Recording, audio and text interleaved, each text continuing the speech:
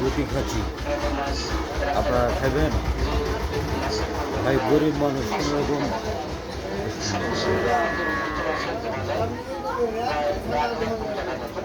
সিরাজগঞ্জে কম সময়ে বেশি লাভের আশায় অনেকেই ঝুঁকছেন মাছ চাষে। তারাস উপজেলায় ব্যক্তি উদ্যোগে প্রায় 4,500 পুকুরে কার্প জাতীয় মাছের চাষ হচ্ছে। উৎপাদন ভালো হওয়ায় স্বাবলম্বী হয়েছেন অনেকে। তারাস উপজেলার মাটি আসলে মাছ চাষের উপরে এখানে গরিব মানুষ ভাই চাষিরা ভাত খেতে পারে প্রতি না। বিঘায় প্রায় 30 থেকে 25,000 টাকা লাভ করে থাকে।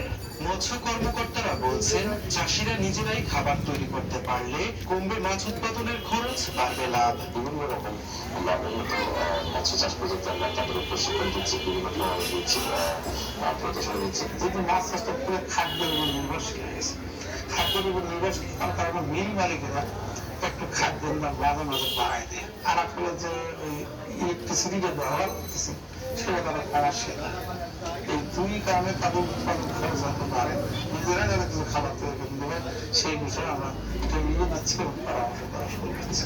মৎস্য বিভাগের তথ্য মতে রাজশাহী বিভাগের 8 জেলায় 3,73,000 হেক্টর পুকুর, জলাশয়, নদী ও খালবিল থেকে বার্ষিক 5,51,700 মেট্রিক টন মাছ উৎপাদন হয়। এর সাথে জড়িত প্রায় 2.5 লাখ চাষি।